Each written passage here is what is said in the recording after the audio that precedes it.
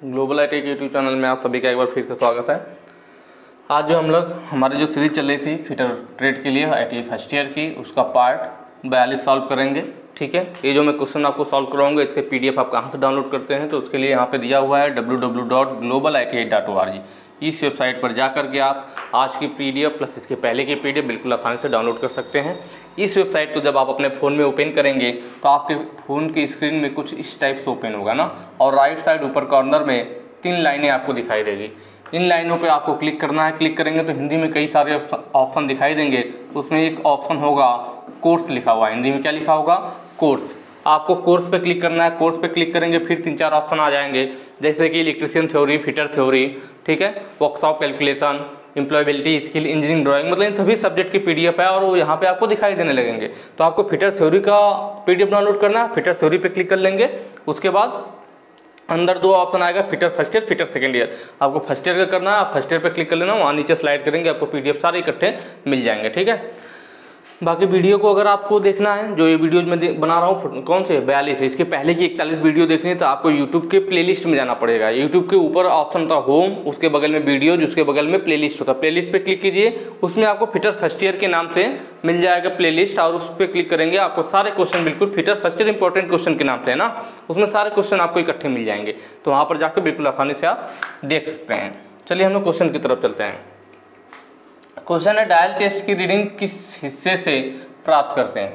Dial test की reading, dial test indicator की बात कर रहा है कि रीडिंग किस हिस्से से प्राप्त करते हैं। डायल टेस्ट इंडिकेटर हमने इसके पहले के जो क्वेश्चन थे उसमें पढ़ा था, उसमें क्वेश्चन आया हुआ था, उसका हमने फिगर भी दिखा था, कौन से पार्ट को क्या कहते हैं ये भी बताया गया था। ठीक है, तो दोबारा मैं यहाँ पर बता करके टाइम खराब नहीं करूंगा। आप लोग इसके जस्ट पीछे वाले वीडियो देखिए, पार्ट 41, उसमें बिल्कुल आपको क्लियर हो जाएगा डायल टेस्ट इंडिकेटर क्या होता है, किस पार्ट को क्या कहते हैं। तो डायल टेस्ट इंडिकेटर है, इससे पूछ रहा है कि किस हिस्से से रीडिंग प्राप्त करते हैं, या कुछ इस टाइप से डायल टेस्ट इंडिकेटर डायल ऐसे बना होता है।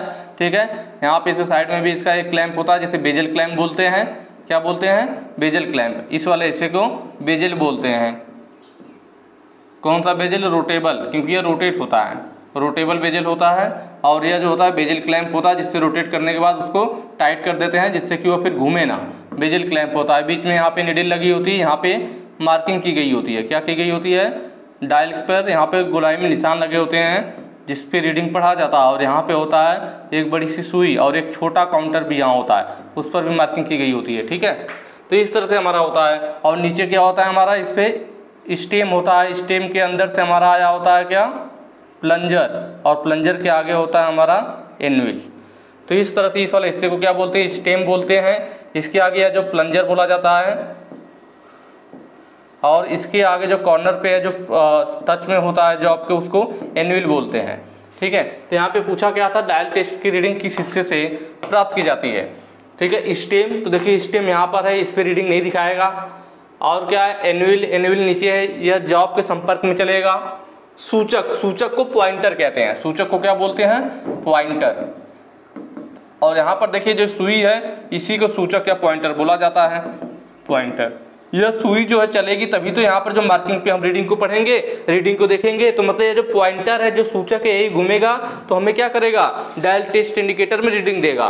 तो इसका मतलब ऑप्शन सी सही हो जाएगा, पॉइंटर या सूचक है जो वही हमें डायल टेस्ट इंडिकेटर में रीडिंग को देता है। ठीक है, प्लंजर क्या है, तो प्लंजर ये वाला हिस्सा है जो कि जॉब पे ऊपर नीचे होने पर, उनकी समतलता में परिवर्तन होने पर यह अंदर स्टेम के अंदर चला जाता है, बाहर आ जाता है, यही प्लंजर होता है। ठीक है, तो ये हो गया हमारा क्या, डायल टेस्ट इंडिकेटर, इसका ऑप्शन सी सही हो जाएगा। नेक्स्ट क्वेश्चन पे चलते हैं। इस ऑपरेशन का नाम क्या है।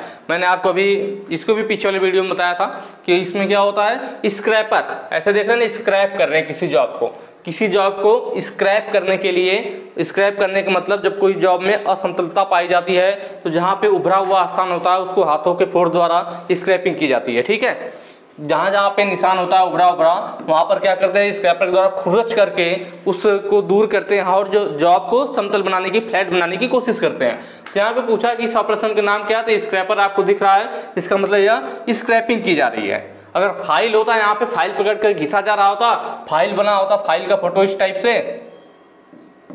ठीक है, अगर फाइल की फोटो बनी होती तो ऐसे निशान होते, तो आप क्या बोलते हैं कि फाइलिंग की जा रही है। ड्रिल का बना होता तो ड्रिलिंग की जा रही होती। चीजल, छेनी होती, चीजल का मतलब क्या, छेनी, अगर छेनी होती यहीं पर ऐसे ठोकते हुए दिखाया जा रहा था तो वह चिजलिंग ऑपरेशन कहलाता। लेकिन यहाँ पे स्क्रैपर दिखाया गया है तो स्क्रैपिंग ऑपरेशन कहलाएगा। ठीक है, नेक्स्ट क्वेश्चन पे चलते हैं। अगला क्वेश्चन है, बड़ी सपाट सतह के मध्य भाग को खुरचने के लिए किस खुरचनी का उपयोग किया जाता है। ठीक है, खुरचनी का मतलब क्या है, स्क्रैपर। खुरचनी का मतलब स्क्रैपर होता है। ठीक है, ठीक, यहां पे लिख देता हूं मैं, स्क्रैपर, इसी को खुरचनी कहते हैं। ठीक है, तो स्क्रैपर का वही पूछ रहा है कि बड़ी सपाट सतह के मध्य भाग को खुरचने के लिए, कोई क्या है, हमारी सपाट सतह है, फ्लैट सरफेस है लेकिन बड़ी है, फ्लैट सरफेस है और बड़ी है, और उसको हमें क्या करना है, खुरचना है। तो देखिए सपाट खुरचनी होती है जिससे इंग्लिश में फ्लैट स्क्रैपर कहते हैं। इसका यूज किया जाता है नॉर्मल फ्लैट सरफेस को खुरचने के लिए। नॉर्मल फ्लैट सरफेस है और उसकी हमें स्क्रैपिंग करनी है, खुरचना है, तो फ्लैट स्क्रैपर या सपाट खुरचनी का यूज किया जाएगा। अगला है हुक खुरचनी, जिसे हुक स्क्रैपर बोलते हैं। हुक स्क्रैपर कैसा होता है, फ्लैट वाला बिल्कुल नॉर्मल होता है, ऐसा फ्लैट टाइप का होगा। ठीक है, ये स्क्रैपर हो गया हमारा फ्लैट वाला, इधर हैंडल लगा होगा आपका। और हुक वाले में क्या होता है, उसके आगे जो हिस्सा होता है ना वो 90 डिग्री पर मुड़ा होता है। कैसे होता है, 90 डिग्री पर मुड़ा होता है, आगे वाली जो इसकी कटिंग एज होती है। ठीक है, इसकी जो कटिंग एज होती है वो 90 डिग्री पर मुड़ी होती है।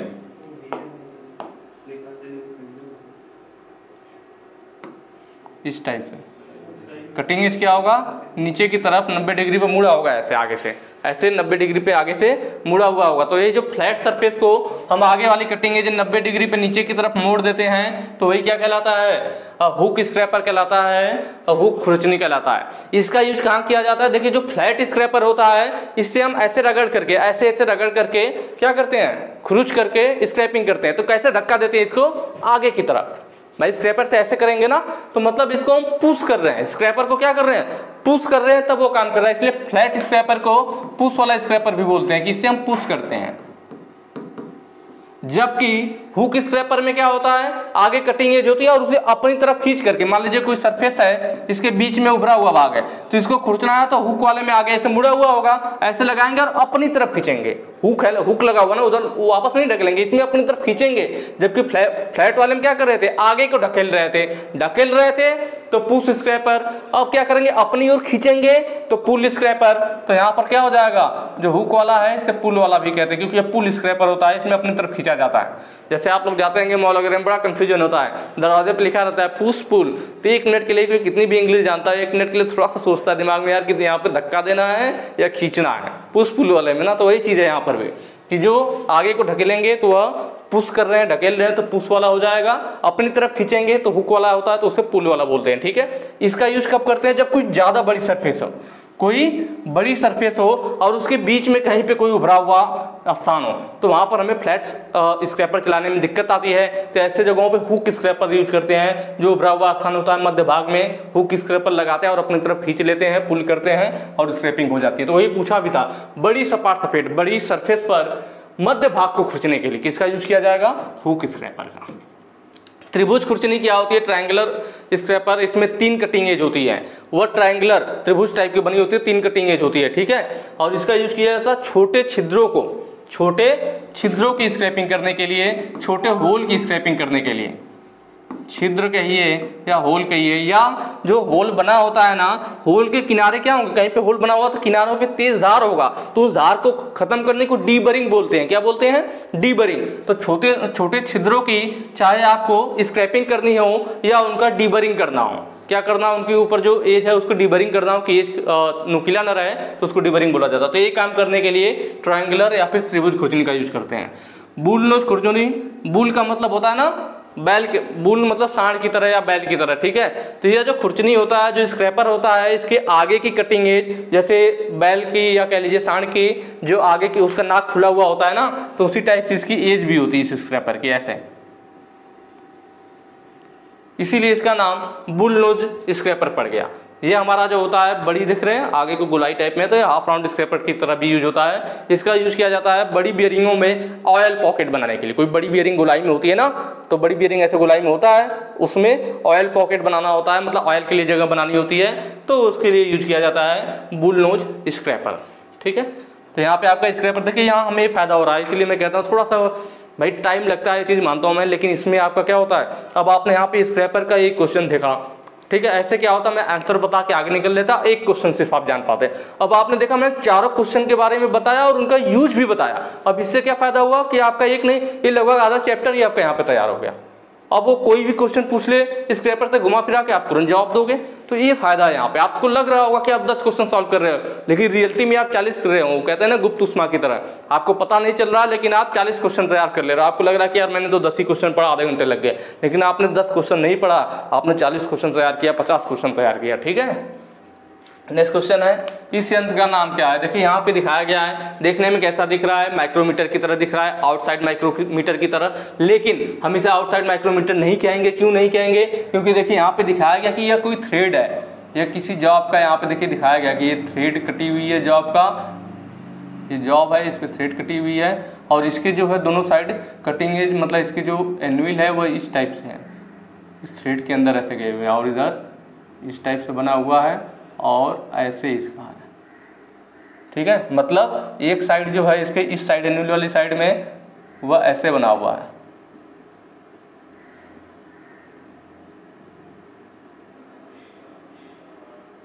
ऐसे, और इधर वाले साइड में कैसे बना हुआ है, इधर वाले साइड में ऐसे बना हुआ।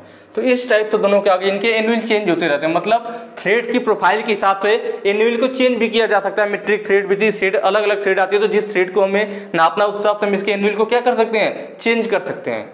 कौन सा है, ये स्क्रू थ्रेड माइक्रोमीटर। माइक्रोमीटर तो है, लेकिन कौन सा वाला है, देखिए ये स्क्रू के थ्रेड को माप रहा है, भाई स्क्रू हो गया और उसका थ्रेड है, तो इसलिए इस माइक्रोमीटर को स्क्रू थ्रेड माइक्रोमीटर कहते हैं। तो माइक्रोमीटर देखते ही आप समझ गए होंगे माइक्रोमीटर है, लेकिन अब यहाँ दो माइक्रोमीटर का ऑप्शन दिख गया, आउटसाइड माइक्रोमीटर जिससे बाहरी माइक्रोमीटर कहते हैं, और स्क्रू थ्रेड माइक्रोमीटर भी दिख गया। अब कौन सा वाला सही होगा, तो नॉर्मल जॉब होती है, सिर्फ बेलनाकार जॉब होती, तब तो क्या हो जाता हमारा, और इसकी जो साइड में दोनों देख रखा है, ये फिगर में थोड़ा यहाँ पे अच्छा नहीं दिख रहा होगा, नॉर्मल होगा तो वहाँ पे फिगर आपको क्लियर दिखेगा। अगर नॉर्मल दोनों साइड प्लेन सतह होती है, इधर भी और इधर भी, दोनों साइड यहाँ पे प्लेन सतह रही होती है, तब तो आउटसाइड माइक्रोमीटर हो जाता। लेकिन यहाँ पे क्या था, थ्रेड वाला इस टाइप से बना हुआ थ्रेड के लिए, तो इसलिए इसको स्क्रू थ्रेड माइक्रोमीटर कहेंगे। कभी कभी ये भी पूछ लेता है इसका यूज कहाँ किया जाता है, स्क्रू थ्रेड, तो बाहरी मतलब थ्रेड का प्रभावी व्यास मापने के लिए, थ्रेड का प्रभावी व्यास, आई बात समझ में, थ्रेड का प्रभावी व्यास या कह लीजिए पिच डायामीटर या पिच डायामीटर, दोनों एक ही बात है। थ्रेड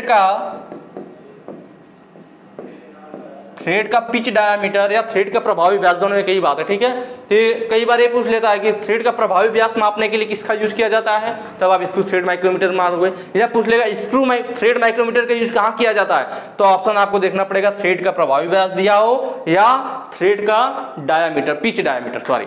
ठीक है, थ्रेड का पिच डायमीटर क्या होता है, जैसे किसी स्क्रू पे ऐसे थ्रेड कटा हुआ है इस टाइप से, ठीक है, तो इसका पिच क्या, तो इसकी जो थ्रेड की बीच में से, मतलब इसकी जो डेप्थ है उसके सेंटर से हम एक लाइन खींचते हैं जिसको पिच लाइन कहते हैं, और वैसे इधर भी, और इसके बीच का जो डायामीटर होता है इसी को पिच डायामीटर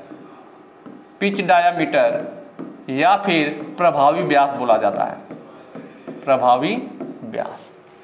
तो आई बात समझ में, प्रभावी व्यास क्या है, मतलब किसी भी थ्रेड के यहाँ पे इस जगह पे सेट होता है और उसके प्रभावी व्यास को नापता है, तो ये चीज़ हमारा यहाँ पे सही होगा, प्रभावी व्यास। ठीक है, बाहरी माइक्रोमीटर किस लिए यूज होता है, तो किसी भी जॉब के बाहरी व्यास को मापने के लिए, आउटसाइड व्यास को, ठीक है, उसकी मोटाई को माप सकता है, उसके लिए माइक्रोमीटर यूज किया जाता है। स्क्रू पिच गेज किस लिए यूज होता है, तो किसी भी स्क्रू का पिच मापने के लिए। पिच मापना मतलब एक थ्रेड से दूसरे थ्रेड के बीच की जो दूरी होती है उसी को पिच कहते हैं। क्या कहते हैं, पिच। तो पिच को मापने के लिए स्क्रू पिच गेज, देखिए नाम में आए स्क्रू पिच, मतलब स्क्रू का पिच गेज से मापा जाएगा। तो स्क्रू पिच गेज हमारी कई सारी पत्तियों में होती है, ऐसे कई सारी पत्तियां एक में इकट्ठी होती हैं, और उन पत्तियों पे क्या होता है, अलग अलग टाइप का प्रोफाइल कटा होता है, इस टाइप से ढेर सारी पत्तियां एक ही में होती हैं। ठीक है, ये हमारा स्क्रू पेच गेज सब पे लिखा होता है कि 0.35 पिच वाला ब्लेड है या 0.40 पिच वाला गेज है। तो आप क्या करेंगे, जो भी स्क्रू आपको मिलेगा इन ब्लेड को उस स्क्रू के थ्रेड में बैठाएंगे। जो ब्लेड बिल्कुल सटीक बैठ जाएगी उस पर हम देख लेते हैं कि उस पर कितना माप लिखा हुआ है, उसका पिच उतना ही होता है। तो इस तरह से हम स्क्रू पिच गेज की मदद से किसी भी थ्रेड के स्क्रू के पिच को मापते हैं, या फिर उसके प्रोफाइल की तुलना भी कर सकते हैं। थ्रेड के प्रोफाइल की तुलना भी की जा सकती है। स्क्रू थ्रेड कैलिपर गेज क्या है, तो ये भी उसी टाइप से स्क्रू थ्रेड के नापने के लिए ही एक कैलिपर यूज किया जाता है, कैलिपर गेज यूज किया जाता है। ठीक है, तो यहाँ पे हमारा क्लियर हो गया। नेक्स्ट चलते हैं, अगला है ग्रेजुएशन डायल पर पॉइंटर। ये क्या रहेगा आपका, पॉइंटर है।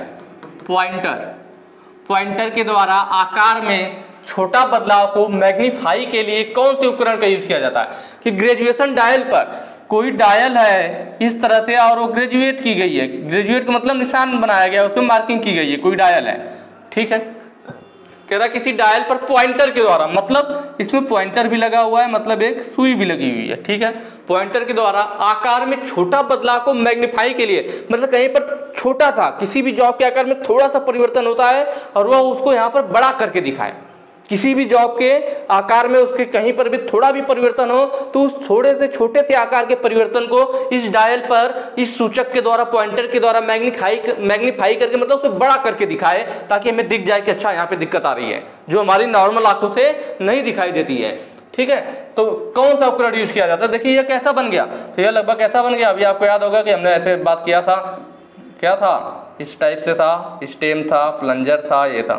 तो ये वही बन गया हमारा जो आप सोच रहे हैं। क्या बन गया, डायल टेस्ट इंडिकेटर। ठीक है, यहाँ पे ऑप्शन देखिए, ऑप्शन ए है हमारा डायल टेस्ट इंडिकेटर। ठीक है, तो मैंने बताया था डायल टेस्ट इंडिकेटर का यही काम है कि किसी भी जॉब की समतलता वगैरह नापने के लिए या उसमें कुछ भी परिवर्तन आता है तो यह जो एन्युअल होता है, यह जॉब पे चल रहा होता है और तुरंत इसका प्लंजर जो होगा स्टेम के अंदर चला जाएगा। थोड़ा सा भी परिवर्तन होगा तो उसको रैक और पिनियन की मेथड से यहाँ पर डायल पर दिखाया जाता है, मैग्नीफाई करके, मतलब बड़ा करके। ठीक है, तो ऑप्शन ए सही हो जाएगा। ये भी क्वेश्चन कई बार पूछा गया, कौन सा टाइप का हमारा डायल टेस्ट इंडिकेटर है। जो इस टाइप का मैं यहाँ पे बताया ना, इसको स्टेम कहते हैं, इसको क्या कहते हैं, प्लंजर कहते हैं। यह जो मैं आपको डायल टेस्ट इंडिकेटर दिखा रहा हूँ यह प्लंजर टाइप वाला है। कौन सा है, plunger type dial test indicator, यह प्लंजर टाइप का है। ठीक है, और एक और भी आता है लीवर टाइप का, lever type dial test indicator, दोनों आते हैं। कई बार ये भी पूछ लेता है plunger type dial test indicator जो होता है किस सिद्धांत पर काम करता है। तो देखिए रैक और पिनियन के सिद्धांत पर यह काम करता है। किस पर, रैक एंड पिनियन। अब रटने वाली बात नहीं है, रैक एंड पिनियन पे क्यों काम करता है। रैक हमारी गोल होती है, सॉरी पिनियन क्या होता है, छोटे गियर को पिनियन बोलते हैं, छोटे गियर को पिनियन बोला जाता है। रैक का मतलब सीधा, तो जैसे छोटा सा गियर होगा उस पर क्या होगा, दांते कटे होंगे, छोटा गियर होगा जिसपे दांते कटे होंगे। ठीक है, छोटा गियर हो गया। और रैक का मतलब इस टाइप से सीधा होगा और इस पर ऐसे दांते कटे होंगे। तो इसमें क्या होता है कि जब यह सीधा चलता है, रैक सीधा चलता है और पिनियन गोल गोल घूमता है। रैक सीधा चलेगा और पिनियन गोल गोल, मतलब रेखी गति को घूर्णन गति में बदलने के लिए रैक और पिनियन का यूज किया जाता है। इसको रैक कहते हैं और इसको छोटे गियर को पिनियन कहते हैं। ठीक है, तो इसमें क्यों यूज किया जाता है, तो इसमें भी जानते हैं डायल टेस्ट इंडिकेटर में यह एन्युअल, कोई नीचे क्या होगा, फ्लैट जॉब मान लीजिए रखा हुआ है तो एन्युअल इस जॉब पे चलता है, मतलब सीधा चलता है, एन्युअल सीधा चलता है। लेकिन जब भी कोई दिक्कत आती है तो जो सुई है वह घूम करके उसको दिखाती है। मतलब एन्युअल स्ट्रेट चल रहा है, सीधा चल रहा है, रेखी गति में चल रहा है, जबकि सुई घूर्णन गति करती है, कोई भी दिक्कत आती है। तो रेखी गति से घूर्णन गति में कैसे परिवर्तन संभव है, रैक और पिनियन के द्वारा। मतलब इस डायल टेस्ट इंडिकेटर में रैक और पिनियन लगा होता है। ठीक है, तो जो plunger type dial test indicator होता है वह किस पे काम करता है, रैक एंड पिनियन पे काम करता है। वहीं पे लीवर टाइप का होता है वो किस पे काम करता है, तो यह लीवर एंड स्क्रॉल पे काम करता है, लीवर एंड स्क्रॉल। ठीक है, ये हो गया। तो ये क्वेश्चन कई बार पूछ लेता है, लीवर टाइप वाला लीवर एंड स्क्रॉल पे काम करता है, प्लंजर टाइप वाला dial test indicator rack and pinion पे काम करता है, जबकि जो हमारा माइक्रोमीटर होता है वो नट और बोल्ट के सिद्धांत पे काम करता है। कैसे? क्योंकि जैसे नट बोल्ट होता है ना, हम क्या करते हैं, बोल्ट को घुमाते हैं और नट के अंदर आगे बढ़ता जाता है। जैसे जैसे बोल्ट को घुमाया जाता है वो नट के अंदर आगे बढ़ता जाता है। वही काम माइक्रोमीटर में भी होता है। हम माइक्रोमीटर को घुमाते हैं और उसका हिस्सा धीरे धीरे आगे को बढ़ता जाता है। भाई जब भी माइक्रोमीटर को इधर से घुमाया जाता है, इसका इधर वाला हिस्सा धीरे धीरे बाहर को आगे को निकलता जाता है। तो जैसे नट बोल्ट एक दूसरे में आगे बढ़ते हैं वैसे ही माइक्रोमीटर भी बढ़ता है। इसीलिए बोला जाता है कि जो माइक्रोमीटर होता है हमारा, वो कौन से सिद्धांत पे काम करता है? जो माइक्रोमीटर होता है, माइक्रोमीटर वह काम करता है नट एंड बोल्ट के सिद्धांत पर। ये सब क्वेश्चन आते हैं, ठीक है, ध्यान रखना है, इसलिए मैं आप बता दे रहा हूँ, आप इनको नोट कर लेना, ठीक है। ये बात हो गई। चलिए यहाँ वाला क्लियर हुआ कि ये जो था हमारा डायल टेस्ट इंडिकेटर था। इनसाइड माइक्रोमीटर क्या होता है? तो ऐसा माइक्रोमीटर जो अंदर की माप ले। आउटसाइड वाला किसी भी चीज के बाहरी डायमीटर को मापता है। इनसाइड वाला कहीं पे स्लॉट कटा हुआ हो उनके अंदर की माप लेता है चौड़ाई की, या फिर कहीं होल है उसके अंदर का डायमीटर लेना हो तो क्या यूज किया जाएगा? इनसाइड माइक्रोमीटर, अंदर का माप लेने के लिए। आउटसाइड बाहर की माप लेने के लिए। डायल वर्नियर कैलिपर, यह भी हमारा क्या है? वर्नियर कैलिपर का एक रूप है। वर्नियर कैलिपर में हम जनरली स्केल पर माप पढ़ते हैं। डायल वर्नियर कैलिपर में क्या होता है कि जो वर्नियर कैलिपर हमारा इस टाइप से बना होता है,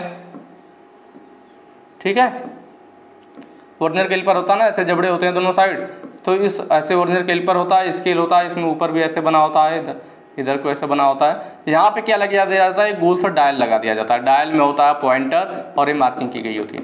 तो जैसे भी हम इसको लंबाई कम ज़्यादा करते हैं, इसकी दूरी को बढ़ाते हैं, तो ये डायल पर घूमता है। स्केल के साथ साथ इसकी डायल की भी रीडिंग पढ़नी पड़ती है। और जबकि नॉर्मल कैलिपर में क्या होता है कि इस मेन स्केल होती है और ऊपर हमारा वर्नियर स्केल होती है, उन दोनों को पढ़ते हैं, मेन स्केल और वर्नियर स्केल को। इसमें मेन स्केल को पढ़ते हैं और इस डायल पर चली गई दूरी पढ़ते हैं, ठीक है। तो इसीलिए इसको क्या बोलते हैं? डायल वर्नियर कैलिपर बोलते हैं। इसका जो होता है हमारा 0.01 के लगभग इसका लिस्ट काउंट होता है, mm।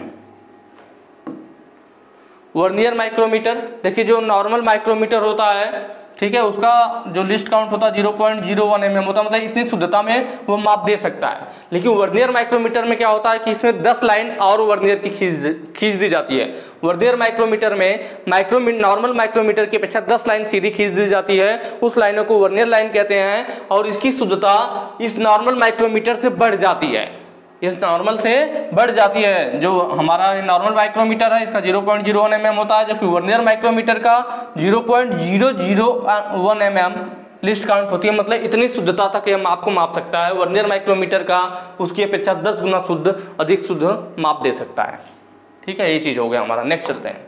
अगला है हमारा BIS प्रणाली में आधारभूत विचलन। देखिए यहाँ आधारभूत लिखा है, थोड़ा लोग कंफ्यूज हो सकते हैं। आधारभूत को मूलभूत कहते हैं, मूलभूत विचलन को डेविएशन कहते हैं। मूलभूत विचलन या आधारभूत विचलन दोनों एक ही बात है, या दूसरे शब्दों में बोला जाए, इंग्लिश में शायद ज्यादा समझ में, फंडामेंटल। क्या बोला जाता है? फंडामेंटल डेविएशन, फंडामेंटल डेविएशन बोला जाता है, विचलन बोला जाता है। मूलभूत विचलन, आधारभूत विचलन, फंडामेंटल डेविएशन सब एक ही बात है, ठीक है। तो ये पूछा है कि BIS प्रणाली में फंडामेंटल डेविएशन की संख्या क्या है, तो उसकी संख्या 25 होती है। कितनी होती है? 25 होती है। विचलन को हमने बताया था, विचलन को ABCD वाले जो वर्ड होते हैं HG उनके द्वारा दिखाया जाता है, ठीक है। तो ABCD का वर्ड यूज किया जाता है। तो इसमें भी मैंने बताया था होल और शाफ्ट दो चीजें होती है। होल के लिए कैपिटल लेटर और शाफ्ट के लिए स्मॉल लेटर, मैंने पीछे की वीडियो में बताया है। तो देखिए फंडामेंटल डेविएशन में क्या था, जो A से लेकर के Z तक है, ए से लेकर के जो जेड तक वर्णमाला है, इनका यूज किया जाता है सिंबल के रूप में फंडामेंटल डेविएशन में। लेकिन आप कहोगे कि एबीसीडी में ए से लेकर जेड तक 26 संख्या हो जाती है, जबकि यहाँ पर बोला गया कि जो BIS प्रणाली में फंडामेंटल डेविएशन की संख्या वो 25 है। तो कहाँ से हुई, तो मैं आपको बताता हूँ। जो हमारा फंडामेंटल डेविएशन है, इसको हम ये एबीसीडी वाले के द्वारा दिखाते हैं, ए से लेकर जेड के द्वारा दिखाते हैं। लेकिन इनमें कुछ संख्या को छोड़ दिया गया है। किसको किसको छोड़ दिया गया है? ILOQW, ठीक है, ILOQW, इन 5 वर्ड को छोड़ दिया गया है। तो देखिए 26 में से 5 निकल जाएगा, 21 हो जाएगा। फिर कहोगे यहाँ पे तो 25 है, तो इन 5 वर्ड को, मतलब जो अल्फाबेट के अक्षर थे ए से जेड तक, उनमें से इन 5 वर्ड को निकाल दिया गया। ILOQW, इन्हें निकाल दिया गया और इनके स्थान पर कितने को निकाला गया? 5 को निकाला गया। और इनके स्थान पर 4 नए वर्ड लिए गए। कौन से लिए गए? JS, ZA, ZB और ZC। ये 4 नए वर्ड शामिल कर दिए गए। इन 5 को निकाल करके 4 नए वर्ड शामिल कर दिए गए। तो देखिए टोटल संख्या ए से जेड में कितना होता है, 26 होता है। 26 में से 5 निकाल दिया गया, 21 बचा। 21 में अब 4 नए शामिल कर लिए गए, जब 4 नए शामिल किए तो 25। तो यही टोटल 25 है फंडामेंटल डेविएशन जो हमारा यूज किया जाता है। इसमें भी मैंने बताया कि जो कैपिटल लेटर होंगे, मतलब ये जो संख्या होगी ए से जेड तक, I L O Q W को छोड़कर ये नए वाले ले लेते हैं। जो कैपिटल लेटर में दिखाया जाता है, कैपिटल लेटर में वह क्या होता है, वह होल होता है। मतलब होल को दिखाने के लिए हम कैपिटल लेटर यूज करते हैं, जबकि स्मॉल लेटर का यूज करते हैं हम किसके लिए, शाफ्ट के लिए। मैंने बताया भी था याद करने का तरीका, कहीं भी आपका होल बड़ा होना चाहिए, शाफ्ट छोटा होना चाहिए। तो होल बड़ा होता है इसलिए उसे कैपिटल लेटर से, शाफ्ट छोटी होती है इसलिए उसे स्मॉल लेटर से। ठीक है, तो ऐसे याद रहेगा। ये क्लियर हुआ कहाँ से फंडामेंटल डेविएशन 25 है। इंग्लिश वर्ड ही हमारा लिया गया है ए से जेड वाला, लेकिन 26 होता है, उसमें से 5 वर्ड निकाल दिया गया, I L O Q W. ये मैंने बता दिया कि अभी अगर मान लीजिए पूछे कि कौन सा वर्ड निकाला गया तो आप बता सको, ये पूरा डिटेल में हो गया। ठीक है, आगे चलते हैं। कितने आधारभूत टॉलरेंस ग्रेड उपलब्ध है। देखिए फिर वही बात है, आधारभूत टॉलरेंस कहिए या मूलभूत टॉलरेंस कहिए, मूलभूत, या फिर इसको क्या बोलिए, इसको बोल लीजिए आप फंडामेंटल टॉलरेंस, फंडामेंटल टॉलरेंस। ठीक है, तो जो फंडामेंटल टॉलरेंस या आधारभूत टॉलरेंस हमारा कितने ग्रेड है, तो उसमें जो है 18 ग्रेड है टोटल। कितने ग्रेड है, 18 ग्रेड है। कौन कौन से, तो IT 01, IT 0, फिर IT 1 से लेकर के IT 16। देखिए IT 1 से लेकर के IT 16, 1 2 IT 1 IT 2 IT 3 ऐसे करके 1 2 3 4 5 6 16 तक, 16 ये हो गए और 2 यह हो गया आपका IT 0 और IT 01, 16 2 18। तो ये टोटल 18 ग्रेड है फंडामेंटल टॉलरेंस के। ध्यान देना क्वेश्चन में क्या पूछ रहा है, विचलन पूछ रहा है, मतलब डेविएशन पूछ रहा है या टॉलरेंस पूछ रहा है। जब फंडामेंटल डेविएशन पूछेगा तो 25 वह वर्ड वाली संख्या है और यहाँ पे अंक वाली जो है वह 16 है। टॉलरेंस 16 है और डेविएशन 25 है। ठीक है, अब ये चीज हो गया हमारा। जैसे हमें किसी भी वर्ड को दिखाना होता है फंडामेंटल में, अगर देखा जाए किसी भी चीज को प्रदर्शित करते हैं तो ऐसे, जैसे 30H7 अगर कहीं दिखाया गया है तो इसका क्या मतलब है, तो इसमें जो है, इसमें क्या है, तो इसमें जो पहला अंक है जो 30 है, यह डिनोट करता है किस चीज को, तो 30 बताता है हमारा मूल माप को। किसको बताता है, मूल माप को, कि उसका मूल माप क्या है। जो दूसरा नंबर है H, यह किसको दिखाता है, तो यह दिखाता है किसको, ABCD या BH, किसको दिखा रहा था, डेविएशन को, विचलन को।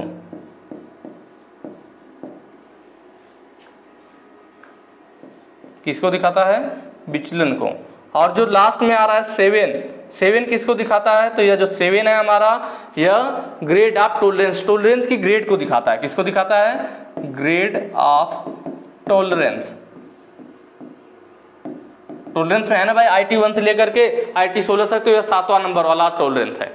यह सारणी में आप देख सकते हैं। ठीक है, तो IT 1 2 3 4 5 ये कौन सा, 7वां। तो जो अगर मान लीजिए कहीं पे ऐसे दिखाया गया है तो पहला किसको बता रहा है, तो पहला मूल माप को बता रहा है, दूसरा जो है ABCD या BH वो विचलन को बताता है, तो दूसरा विचलन को बता रहा है, और तीसरा जो है ग्रेड ऑफ टॉलरेंस को बताता है। तो अगर कहीं पे इस टाइप से देख करके पूछ ले कि बीच वाला किसको प्रदर्शित कर रहा है या लास्ट वाला किसको प्रदर्शित कर रहा है, तो भी आप बिल्कुल आसानी से बता सकते हैं। नेक्स्ट चलते हैं। भागों के मापों को ज्ञात करने के लिए, तुलना करने के लिए कौन से प्रस्तुतता उपकरण का उपयोग किया जाता है। देखिए भागों के मापों को डिटरमाइन करना, किसी भी कंपोनेंट के, मतलब किसी भी कंपोनेंट के साइज को डिटरमाइन करना हो और उनका तुलना करने के लिए, डिटरमाइन करना है और क्या करना है, तुलना करना है, उनका कंपेयर करना है। किसी भी कंपोनेंट के पार्ट के साइज को डिटरमाइन करना हो या उनके कंपेयर करना हो तो उसके लिए हम क्या यूज करते हैं, वही पूछ रहा है। माइक्रोमीटर, डायल टेस्ट इंडिकेटर और वर्नियर बेवल प्रोटेक्टर है आपका, और क्या आपका कंपैरेटर है। ये 4 ऑप्शन है आपके पास। तो यहाँ पर जो है आपका डायल टेस्ट इंडिकेटर जो ऑप्शन सी है ये सही हो जाएगा। ठीक है, कौन सा सही हो जाएगा, डायल टेस्ट इंडिकेटर, क्योंकि यही वो चीज है जिसकी मदद से हम क्या कर रहे थे, कंपेयर कर रहे थे, तुलना कर रहे थे किसी भी जॉब पे। मैंने बताया था ना कि तुलना करने वाला आपके यंत्र किसी भी सपाट सतहों के मतलब किसी को माप नहीं देता है, तुलना करता है। डायल टेस्ट इंडिकेटर क्या होता है, किसी भी जॉब का प्रत्यक्ष माप नहीं देता है, जैसे कैलिपर या माइक्रोमीटर हो गया वो माप देते हैं, तो वैसे माप नहीं देता है। यह क्या करता है, 2 जॉबों में तुलना करता है कि इन दो जॉब रखा हुआ हो तब बताएगा कि इन दोनों में से समतल कौन ज्यादा अधिक है।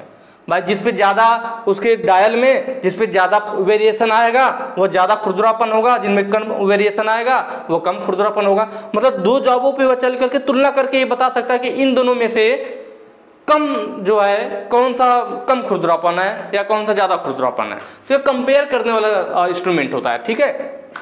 और जैसे आपका सरफेस रफनेस आता है तो उससे वह तुलना करके बताएगा कि ये लगभग किसके बराबर है। वैसे ही हमारा क्या है, माइक्रोमीटर मैंने बताया था बाहरी माप लेने के लिए। वर्नियर बेवल प्रोटेक्टर क्या होता है, तो वर्नियर बेवल प्रोटेक्टर के द्वारा नॉर्मल प्रोटेक्टर का मतलब चाँदा, जो नॉर्मल चाँदा होता है उसके द्वारा हम मिनिमम 1 डिग्री तक का कोण माप सकते हैं। कितना माप सकते हैं, 1 डिग्री तक का कोण माप सकते हैं, या कह लीजिए 1 डिग्री की शुद्धता में कोण माप सकते हैं। लेकिन हमें और अधिक शुद्धता में कोण मापना हो तब उसके लिए वर्नियर बेवल प्रोटेक्टर यूज किया जाता है। यह 1 डिग्री के 12वें भाग, 12 से भाग दे दीजिए, मतलब 1/12, मतलब 1 डिग्री जो कोण होता है उसका 12 भाग कर दीजिए, उसका एक छोटे भाग के बराबर कोण को माप सकता है या उसके शुद्धता के बराबर कोण को माप सकता है। और 1 डिग्री में कितना मिनट होता है, 1 डिग्री में 60 मिनट होता है।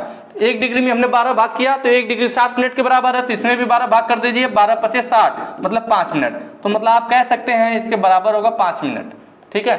तो जो हमारा वर्नियर बेवल प्रोटेक्टर होता है वह 1/12 डिग्री या 1 डिग्री के 12वें भाग तक की शुद्धता में माप सकता है या 5 मिनट की शुद्धता तक की माप में माप सकता है, दोनों एक ही बात है, ठीक है।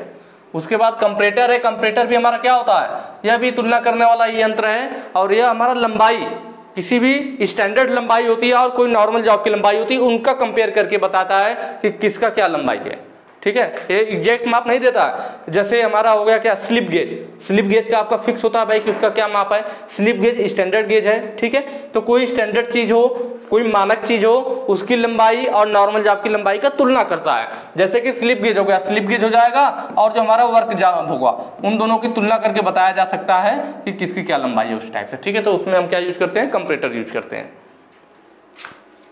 नेक्स्ट चलते हैं लीवर वर्क के डायल टेस्ट इंडिकेटर पे। देखिए पूछा लीवर वर्क मतलब लीवर टाइप का डायल टेस्ट इंडिकेटर है, तो कौन सी मैकेनिज्म काम आती है या कौन से सिद्धांत पे काम करता है, कौन सी मैकेनिज्म काम आती है। मैंने आपको बताया था लीवर और स्क्रॉल, अभी मैं पीछे ही आपसे डिस्कस कर रहा था, ठीक है। स्क्रू और नट पे कौन काम करता है, स्क्रू और नट पर माइक्रोमीटर। स्क्रू और नट पर कौन काम करता है, माइक्रोमीटर काम करता है।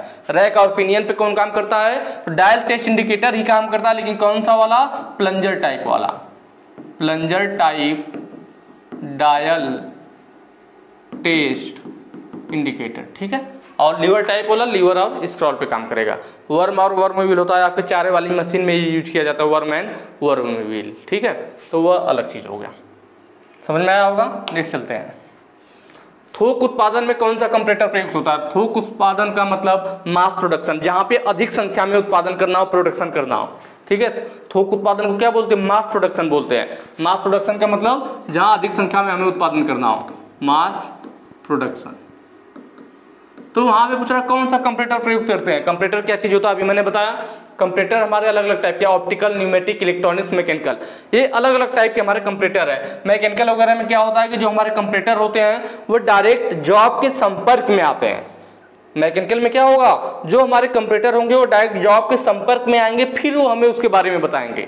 जबकि न्यूमेटिक का मतलब वायु, वायवी कहते हैं, वायु से संबंधित है। यह ऐसा यंत्र होगा जिसमें वायु का प्रयोग किया जाएगा, किसमें, न्यूमेटिक में। तो न्यूमेटिक में क्या होता है कि जो हमारा इंस्ट्रूमेंट है, जो कंपरेटर है, डायरेक्ट जॉब के संपर्क में नहीं आएगा।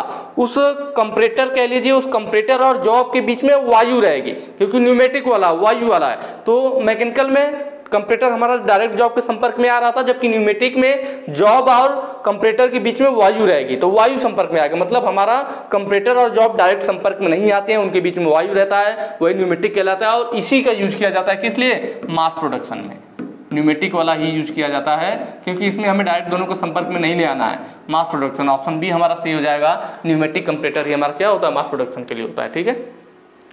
चलिए ठीक है, मेरे ख्याल से आप लोगों को अच्छे से समझ में आया होगा। मैंने सारी चीज़ें अच्छे से एक्सप्लेन की, तो अच्छे से पढ़ाई कीजिए, आप लोग का एग्जाम भी नज़दीक है, ठीक है।